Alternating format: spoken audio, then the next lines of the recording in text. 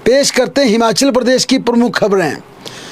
कांग्रेस के टिकटों को लेकर जिसमें लंबे समय से मंथन चला है, लंबे समय से चर्चा चली है, बावजूद इसके धर्मशाला सीट का प्रत्याशी अभी भी घोषित नहीं हो पाया है। कांग्रेस पार्टी ने विधानसभा उपचुनाव के लिए बीती देर रात 2 टिकटों की घोषणा कर दी।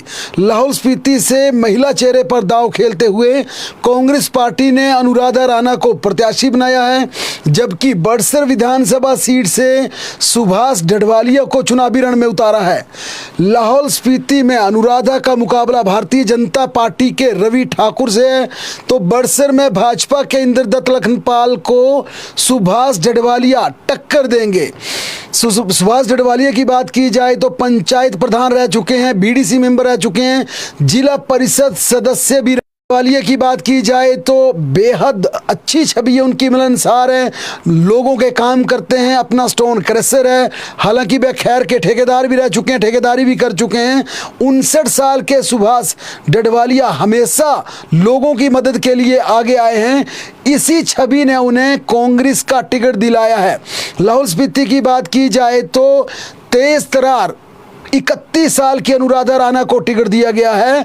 अनुराधा राणा कोकसर पंचायत के रांगचा गांव की रहने वाली है। 2-3 घरों वाले रांगचा गांव की अनुराधा राणा की कहानी बेहद दिलचस्प है। परिवार की आर्थिक स्थिति कोई ज़्यादा ठीक नहीं थी, खेती बाड़ी से जुड़ा ये परिवार था।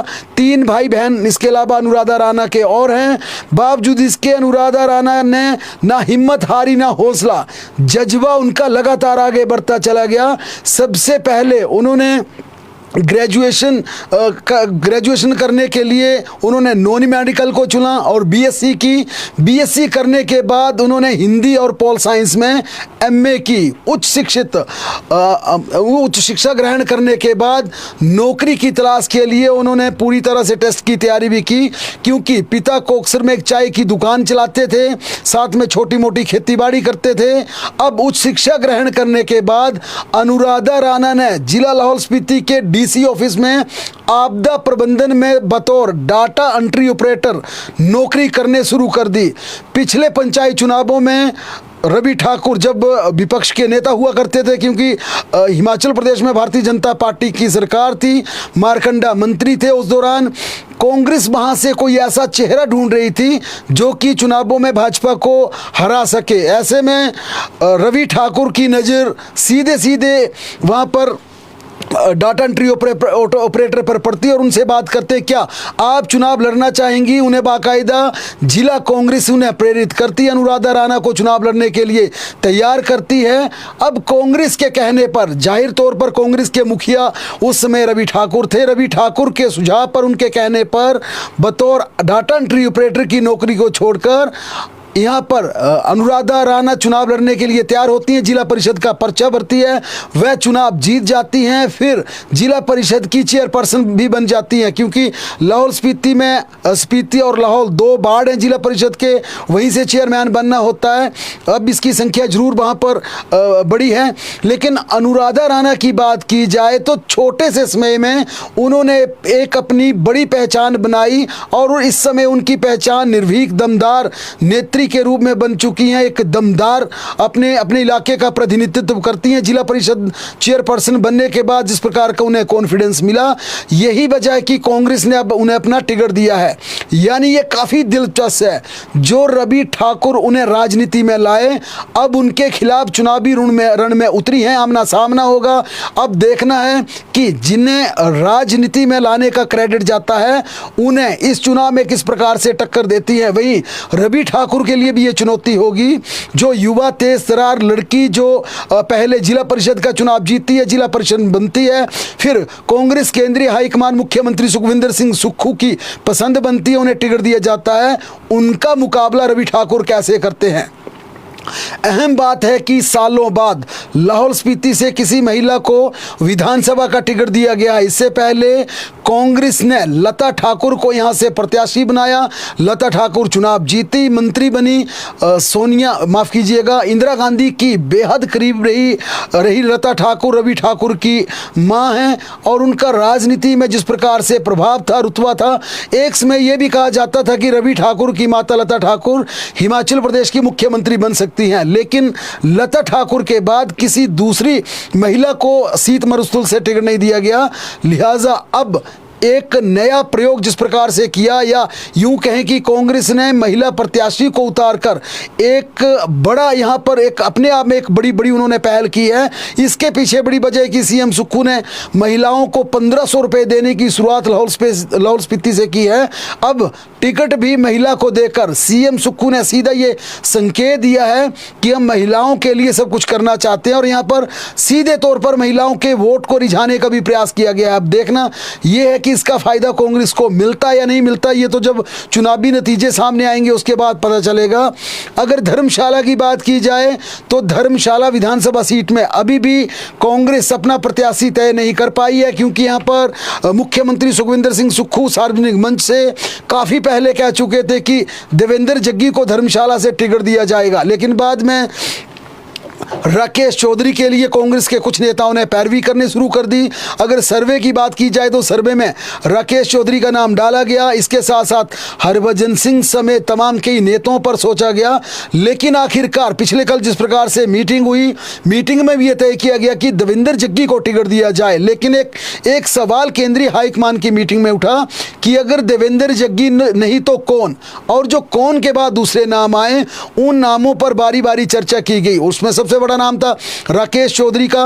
राकेश चौधरी को लेकर कुछ नेताओं का यह कहना था कि राकेश चौधरी पहले जीएस बाली के साथ रहते थे, वो प्रधान भी बने बजरंगल पंचायत से, उसके बाद उन्होंने निर्दलीय चुनाव लड़ा, फिर उन्होंने भारतीय जनता पार्टी का दामन थामा, फिर उन्होंने आम आदमी पार्टी की सदस्यता ग्रहण की, फिर भारतीय जनता पार्टी में शामिल आए और अब कांग्रेस का टिकट दिया जाता तो क्या गारंटी है कि कल को अगर राकेश चौधरी जीत जाते हैं तो कांग्रेस में बने रहते हैं। लेकिन वहां पर अगर राकेश चौधरी की बात की जाए तो एक मजबूती के साथ एक धड़ा यह कहता है कि राकेश चौधरी को विधानसभा में जीत कर आना है और वे इसी के लिए अपनी राह तलाश रहे थे। उन्होंने जितने भी दल बदले, जितनी पार्टियां बदली, वे सिर्फ इसलिए बदले ताकि उन्हें मजबूत पार्टी का टिकट मिले, जीत कर आए, और इसी जीत की चाहत में उन्होंने पार्टियां बदली है। लेकिन कल जिस प्रकार से चर्चा हुई कि मानिए देवेंद्र जग्गी जो कि मुख्यमंत्री सुक्खू के बेहद करीब है और मुख्यमंत्री भी उन्हें टिकट देना चाहते हैं, इसी के चलते दिल्ली में यह सवाल उठा कि अगर जग्गी नहीं तो कौन, फिर किसका नाम लिया जाए।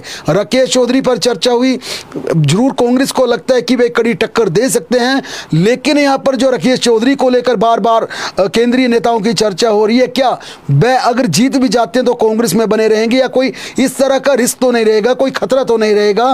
फिर अगर राकेश चौधरी नहीं तो कौन, ऐसे में हरभजन सिंह का नाम आता है या दूसरे कई नाम वहां से लगातार चल रहे हैं। किस पे सोचा जाए? विजेंद्र कर्ण एक गद्दी नेता हैं, उन पर भी विचार चल रहा था, क्योंकि अगर गद्दी वोटर्स की बात की जाए तो भारतीय जनता पार्टी ने सबसे पहले विशाल नहरिया को राजनीतिक परिदृश्य से बाहर किया, क्योंकि अगर धर्मशाला विधानसभा सीट की बात की जाए तो परंपरागत ये सीट भारतीय जनता पार्टी के हवाले से ये किशन कपूर हो, ब्रिजलाल हो या फिर विशाल नहरिया हो, तमाम गद्दी नेता यहाँ से रिप्रेजेंट करते रहे कंस्टिट्यूंसी को।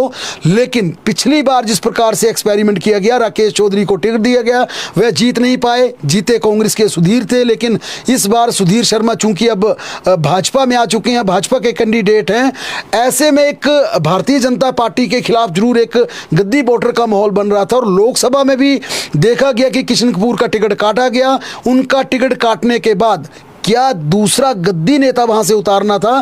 त्रिलोकपुर उसमें जबरदस्त तरीके से उस रेस में थे, लेकिन त्रिलोकपुर को भी टिकट ना देकर राजीव भारद्वाज को दिया गया। यही वजह है कि गद्दी वोटर कांगड़ा चंबा में भाजपा से नाराज चल रहे थे। धर्मशाला में टिकट काटा, उसके बाद आपने एमपी का टिकट काटा। कांग्रेस से जरूर आस थी गद्दी वोटर को कि वहां पर एमपी का कोई कैंडिडेट या ओबीसी दिया जाएगा या गद्दी चेहरा दिया जाएगा। इस पर चर्चाएं भी हुई, मंथन भी हुआ। अंततः अनंत शर्मा को वहां वहां से उतारा गया। अब धर्मशाला सीट में भी ये चर्चा चल रही है कि अगर जग्गी नहीं तो कौन, क्या राकेश चौधरी ओबीसी का बड़ा चेहरा, या फिर गद्दी, अगर गद्दी यहां से ढूंढा जाता है तो विजेंद्र कर्ण एक वहां से संभावित प्रत्याशी जरूर हो सकते हैं। लेकिन फिर भी धर्मशाला की बात की जाए तो टिकट की रेस में देवेंद्र जग्गी लगातार आगे बने हुए, इस रेस में सबसे आगे हैं। उसके पीछे बड़ी वजह है उनकी लॉयल्टी, उनकी वफादारी, उनकी क्रेडिबिलिटी, उनकी छवि, और जिस प्रकार से वह जिला परिषद भी रह चुके हैं। देवेंद्र जग्गी जिला परिषद रह चुके हैं, यानी कि जिन ग्रामीण क्षेत्रों की बात की जाती है देवेंद्र जग्गी की कि ग्रामीण क्षेत्रों में उनका प्रभाव कम है, लेकिन जिला परिषद श्याम नगर बाढ़ से जिस प्रकार से वे जीत कर आए उसमें ग्रामीण क्षेत्र भी था। नगर परिषद बनी तो वहाँ से वह सदस्य जीत कर आए, फिर उसके बाद एमसी बनी तो वहाँ से फिर जीत कर आए, काउंसलर बने, और काउंसलर बनने के बाद वह मेयर भी बने। यानी कि एक राजनीतिक पृष्ठभूमि जग्गी की काफ़ी मजबूत है। और सबसे बड़ी बात, सीएम सुक्खू चाहते हैं कि जग्गी को चुनावी रण में उतारा जाए। अब देखना यह है कि क्या कल वाकई ही धर्मशाला के टिकट का ऐलान हो पाएगा, क्योंकि केंद्रीय हाईकमान ने पिछले कल ये कहा था कि एक बार सोचिए कि अगर जग्गी नहीं तो कौन। अगर ये कौन का जवाब नहीं मिलता है फिर कल जग्गी का टिकट घोषित कर दिया जाएगा। अगर जग्गी नहीं तो कौन, ये कौन अगर मजबूती के साथ आगे आता और केंद्रीय हाईकमान कन्विंस होता है तो फिर राकेश चौधरी की वहां से लॉटरी लग सकती है। बहरहाल दूसरी खबरों का रुख करें तो हिमाचल में मेधावी छात्रों का 25 करोड़ सरेंडर कर दिया गया। 2023-24 के 10,000 मेधावियों को अब टैब व लैपटॉप का पैसा है। पिछले वित्तीय वर्ष का ये बजट था। अब शिक्षा विभाग इस वित्त वर्ष में सरकार को पुराने बजट की अप्रूवल का मामला उठाएगा। मेधावियों के अकाउंट में सीधे 25,000 रुपए जाएंगे। लैपटॉप योजना को सरकार ने बंद कर दिया है। अब सीधे खाते में बजट देने का फैसला लिया गया है, लेकिन आर्थिक तंगी के चलते मेधावियों को अभी तक इस योजना का लाभ नहीं मिल पाया, पैसा उनके खाते में नहीं जा पाया है। प्रिंसिपल प्रमोशंस की बात की जाए तो रेगुलर प्रमोशंस के लिए अब प्रक्रिया पूरी कर ली है। 2016-18 तक बैकलॉग पूरा करने के बाद ये राहत मिलेगी। अभी 950 प्रमोट हुए प्रिंसिपल को इसका लाभ मिलेगा। शिक्षा विभाग ने कमीशन को डीपीसी प्रिंसिपल की फाइल भेज दी है कि आप डीपीसी की डेट मांगी गई है और ये डेट मिलने के बाद पूरा प्रोसेस ऑन कर लिया जाएगा। 1300 में से 950 प्रिंसिपल ही डीपीसी के लिए एलिजिबल पाए गए हैं, यानी 950 पदोन्नत हुए प्रिंसिपल को अब सीधा इसका वित्तीय लाभ मिल जाएगा। कोड ऑफ कंडक्ट हटने के बाद इसकी नोटिफिकेशन कर दी जाएगी, रेगुलर प्रमोशन की नोटिफिकेशन कर दी जाएगी, तब तक ये प्रोसेस पूरा कर लिया जाएगा। इसके अलावा 585 लेक्चरर की भर्ती पूरी की जाएगी। अगले माह लोक सेवा आयोग को लेक्चरर की सूची सौंप दी जाएगी। ई टैक्सी योजना की मंजूरी का इंतजार यहाँ पर लगातार चल रहा है। चुनाव आयोग से अभी तक इसकी मंजूरी नहीं मिल पाई है। 114 युवाओं को पहले चरण में इसका लाभ मिलना है। परिवहन विभाग ने इसकी सूची श्रम विभाग को भेज दी है, वहां से युवाओं को सब्सिडी का लाभ दिलाया जाएगा। 4 बैंकों के साथ लोन देने की भी बातचीत हो चुकी है। मुख्यमंत्री ने बजट में ई टैक्सी योजना की घोषणा की थी। इसमें सरकार युवाओं को 50% सब्सिडी देगी। आज कंगना रनावत ने एक बड़ा बयान दिया। उन्होंने कहा कि चुनाव अगर नहीं जीती, यानी कि अगर वे लोकसभा मंडी से चुनाव जीतती हैं तो वे बॉलीवुड को छोड़ देंगी। ये सबसे बड़ी बात उन्होंने कही है कि अगर मंडी संसदीय क्षेत्र की जनता उन्हें लोकसभा में चुनकर भेजती है, उन्हें चुनाव जिताती है, फिर वे बॉलीवुड को टाटा बाय बाय कह देंगी, फिल्म इंडस्ट्री में काम करना छोड़ देगी। ये उन्होंने अपनी जनता के साथ वायदा किया। एक मीडिया चैनल को दिए इंटरव्यू में कंगना ने कहा कि अगर मुझे लगा कि लोगों को ज़रूरत है तो उसी दिशा में आगे जाएंगी, राजनीति रहेगी, राजनीति करेंगी और मंडी की जनता की दिन रात सेवा करेंगी, मंडी में जिएंगी, मंडी में रहेंगी। उन्होंने कहा कि फिल्म जिंदगी पर्सनल लाइफ थी, अब लोगों के लिए है, अब उनका जीवन पूरा लोगों के लिए है। कंगना ने कहा कि राजनीति और फिल्म दुनिया एकदम अलग अलग हैं। फिल्मों की दुनिया बिल्कुल झूठी है, दिखावे की है। फिल्मों में लोगों को अट्रैक्ट करने के लिए माहौल बनाया जाता है, लेकिन राजनीति एक सच्चाई है, वास्तविकता है और राजनीति उनके लिए ज़रूर ये नई नई पारी है, इसके लिए बहुत कुछ अभी सीखने की बाकी है। कंगना ने कहा कि राजनीति में अब तक का अनुभव उनका बिल्कुल अलग रहा है। कंगना ने कहा कि मैं और कांग्रेस के उम्मीदवार विक्रमादित्य एक दूसरे के राजनीतिक प्रतिद्वंदी हैं। मैं विक्रमादित्य सिंह को इसलिए शहजादा कहती हूँ क्योंकि उन्होंने विक्रमादित्य सिंह का एक इंटरव्यू देखा जिसमें उनकी आंखें भर आई थी। विक्रमादित्य सिंह रोते हुए कह रहे थे कि मेरे पिता के स्टैचू के लिए 2 गज की ज़मीन नहीं दी। उन्होंने कहा कि अपनी पिता की तुलना बहादुर शाह जफर से उन्होंने की थी, इसलिए मेरे मन में ख्याल आया कि वह शहजादा है। बहरहाल ये कंगना रनावत ने एक निजी इंटरव्यू को एक निजी चैनल को दिए इंटरव्यू में ये पूरी बात रखी है। उधर विक्रमादित्य सिंह की बात की जाए तो विक्रमादित्य सिंह अपने व्यस्त शेड्यूल को छोड़कर एक दिन के लिए आज चुनाव प्रचार करने के लिए सुल्तानपुरी के पक्ष में वोट मांगने के लिए विक्रमादित्य सिंह आए। विक्रमादित्य सिंह खुद मंडी से चुनाव लड़ रहे हैं। ऐसे में अपना प्रचार छोड़कर वे विनोद सुल्तानपुरी के लिए चुनाव प्रचार करने के लिए अपनी विधानसभा की ग्रामीण शिमला की विधानसभा सीट में पहुंचे और उन्होंने बनूटी में लोगों से वोट मांगे। उन्होंने कहा कि कांग्रेस के लिए वोट दीजिए। मंडी में उनका कड़ा मुकाबला कंगना के साथ है, खूब घमासान वहाँ पर चल रहा है। यहाँ विक्रमादित्य सिंह ने कहा कि कांग्रेस की 4 सीटें, लोकसभा की हिमाचल प्रदेश की 4 सीटें हम जीतेंगे और शिमला से भी यहाँ से कांग्रेस की भारी जीत होगी। केंद्रीय मंत्री अनुराग ठाकुर ने आज रायजादा पर पलटवार किया। हमीरपुर लोकसभा क्षेत्र से कांग्रेस के प्रत्याशी सतपाल रायजादा द्वारा आपदा में अनुराग ठाकुर पर हिमाचल की मदद न करने के आरोप का जवाब देते हुए उन्होंने कहा कि केंद्र सरकार ने हिमाचल प्रदेश में आपदा के बाद 20,000 घरों के निर्माण की मंजूरी दी। उन्होंने कहा कि आपदा में केंद्र सरकार से मिले पैसों की कांग्रेस ने बंदर बांट करने का काम किया। यहाँ तक कि तिरपाल देने के लिए भी ये देखा गया कि जिस व्यक्ति को त्रिपाल दी जा रही है बारिश से बचने के लिए वे भाजपा को वोट देता या कांग्रेस विचारधारा का है। उन्होंने कहा बरसात की आपदा तो एक तरफ, कोविड-19 के दौरान भी उन्होंने हिमाचल प्रदेश के लिए केंद्र सरकार से हर संभव सहायता करवाई। आज राष्ट्रपति द्रौपदी मुर्मू धर्मशाला के प्रवास पर थी। राष्ट्रपति द्रौपदी मुर्मू ने हिमाचल में आए हुए उन्हें 2 दिन हो चुके हैं। आज उन्होंने कांगड़ा जिले का दौरा किया। यहाँ पर केंद्रीय विश्वविद्यालय धर्मशाला के दीक्षांत समारोह की अध्यक्षता की। इसके साथ वह चामुंडा मंदिर में माथा टेकने के लिए पहुंची। राष्ट्रपति कल शिमला के संकट मोचन तारा देवी मंदिर में जाकर पूजा अर्चना करेंगी और इसके अलावा एक गेटी थिएटर में भी कार्यक्रम होगा। अब एक ऐसे मंत्री की बात करते हैं जिन मंत्री के पीए के नौकर के घर में ईडी की रेड हुई है। चौंकाने वाला मामला है क्योंकि एक अगर मंत्री का पीए और पीए का सर्वेंट जो घर में झाड़ू पोछे का काम करता है, उस सर्वेंट के घर से 30 करोड़ की राशि ईडी ने बरामद की है। और ये राशि ज़्यादा हो सकती है क्योंकि जिस प्रकार से ईडी को इस प्रकार की सूचना थी कि एक मिनिस्टर्स हैं झारखंड के, पंचायती राज विभाग के मंत्री हैं, ये आलमगीर आलम इनका नाम है और इनके पीए संजीव पाल हैं। और संजीव पाल के हाउस में रखे गए उनके घरेलू नौकर जिनका नाम जहांगीर आलम है, उनके घर पर ईडी ने छापा मारा। एक सूचना के आधार पर छापा मारा और इस छापेमारी में काफ़ी मात्रा में नोट गिने गए। यानी कि उन नोटों को अगर गाड़ी में भर दिया जाए तो उसके लिए कई जीप मंगवानी पड़ेगी।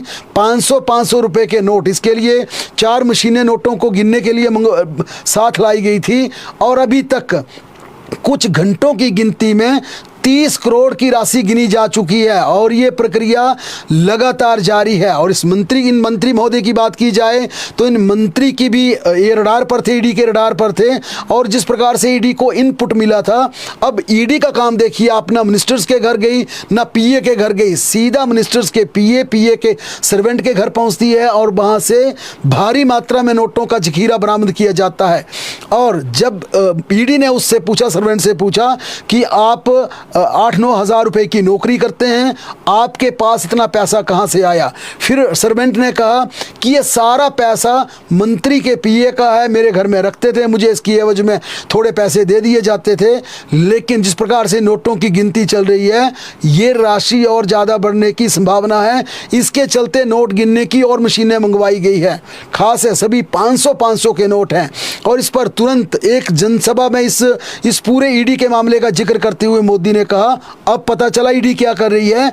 उन्होंने कहा कि मैं चोरों को पकड़ता हूं, चोरों को अंदर भेजने का काम करता हूं, इसलिए दागी लोग मुझे गाली देते हैं, मुझे गालियां देते हैं। उन्होंने ये भी पूछा क्या मैं गालियों के लिए ये काम बंद कर दूं। बहरहाल हिमाचल प्रदेश की बात की जाए तो सीएम हेल्पलाइन के कर्मचारियों और प्रोजेक्ट मैनेजर के बीच जबरदस्त हाथापाई हुई।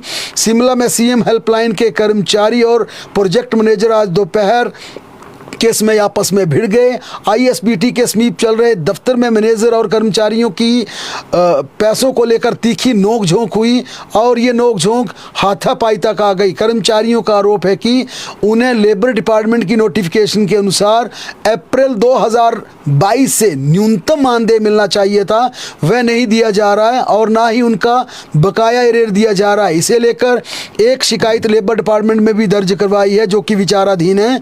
कर्मचारियों का कहना है कि इसकी शिकायत करने की वजह से उनके टीम लीडर मदन को टर्मिनेट कर दिया गया, नौकरी से निकाल दिया गया है। इस बारे में जब वह प्रोजेक्ट मैनेजर से बात करने गए थे तो उनको धक्का मुक्की की गई, उनसे बदसलूकी की गई। हालांकि इस पूरे मामले की सूचना मिलते ही पुलिस मौके पर पहुंच गई है और मामले की तफ्तीश शुरू कर दी है। पांवटा साहिब के किशनकोट में एक सड़क हादसा हुआ जिसमें एक शिक्षक की दुखद मृत्यु हुई। किशनकोट के समीप एक स्कॉर्पियो व बाइक की जोरदार टक्कर हो गई। इसमें आंज भोज शिवा गांव के अध्यापक की दुखद मृत्यु हुई। खजान सिंह जिनकी उम्र 55 वर्ष है, आज सुबह ड्यूटी के लिए अपने स्कूल के लिए निकले थे और जाते समय रास्ते में ये हादसा हुआ। खजान सिंह खोली स्कूल में हिंदी के शिक्षक थे। उत्तराखंड में एक पिकअप दुर्घटना का मामला सामने आया जिसमें हिमाचल प्रदेश के 3 युवकों ने दम तोड़ दिया है। हादसे में एक व्यक्ति घायल भी हुआ है। बीती रात नेरवा के 4 युवक उत्तराखंड के विकास नगर से वापस लौट रहे थे। हरिपुर कोटी इछाड़ी सड़क पर वाहन अनियंत्रित होकर टोस नदी में जा गिरा। रेस्क्यू में बाहर ये तमाम जितने भी शव थे ये रेस्क्यू की कड़ी मशक्कत के बाद बाहर निकाले गए। हादसे में दम तोड़ने वालों में रोहित प्रांजल व एक नेपाली मूल व्यक्ति शामिल है। इसके अलावा घायल हुए युवक की पहचान यहां पर सूचित के रूप में की गई है। सूचित इसमें इंजर्ड हुआ ये सूचना है। एक पिकअप से प्रदेश की राजधानी शिमला में एक पिकअप से 2 साल का बच्चा टकरा गया। शिमला में छोटा सा बच्चा जब पिकअप से टकराया तो उसका सीसीटीवी कैमरे में उसका पूरा फुटेज रिकॉर्ड हो गया। उस बच्चे को उपचार के लिए आईजीएमसी शिमला में भर्ती करवाया गया है। बच्चा पूरी तरह से स्वस्थ है। ये हादसा पिछले शनिवार को हुआ लेकिन इसकी सीसीटीवी कैमरे की फुटेज आज सामने आई है। अब सोशल मीडिया पर यह तेज़ी से वीडियो वायरल हो रहा है। न्यू शिमला निवासी एक महिला अपनी बड़ी बेटी को लाने के लिए तारा हॉल स्कूल पहुंची थी। इस दौरान महिला का 2 साल का छोटा बच्चा इवाम मां का हाथ छोड़कर सड़क की तरफ भागने लगा और अचानक पिकअप से टकरा गया। और गनीमत ये रही कि पिकअप ड्राइवर ने समय पर ब्रेक लगा दी जिससे बच्चा पिछले टायर के नीचे आते आते बाल बाल बच गया। आज आरसीबी धर्मशाला पहुंच गई हैं। सोमवार सुबह गग्गल हवाई अड्डे पर बेंगलुरु की टीम पहुंची। टीम के कप्तान विराट कोहली के साथ ये पूरी टीम यहां पर पहुंची। आरसीबी की टीम के खिलाड़ियों का जोरदार स्वागत किया गया। प्रशंसकों ने खिलाड़ियों के साथ खूब फोटो खिंचवाई। 8 मई को आरसीबी व किंग्स 11 पंजाब के बीच मुकाबला खेले जाना है। हिमाचल प्रदेश में 9 मई से फिर आंधी बारिश की संभावना जताई गई है। 12 मई तक खतरनाक मौसम रहेगा। 8 जिलों में भारी से भारी बारिश की संभावना जताई गई है। चंबा, कांगड़ा, कुल्लू, मंडी, सोलन, शिमला, सिरमौर व किन्नौर में बारिश होगी। धूप खिलने से प्रदेश में गर्मी ने छुड़ाई पसीने। ऊना, बिलासपुर में पारा 40 के करीब। कांगड़ा, हमीरपुर, सुंदरनगर व पांवटा साहिब में गर्मी का कहर। अभी 2 दिन और सताएगी गर्मी, उसके बाद होगी प्रदेश में मूसलाधार बारिश।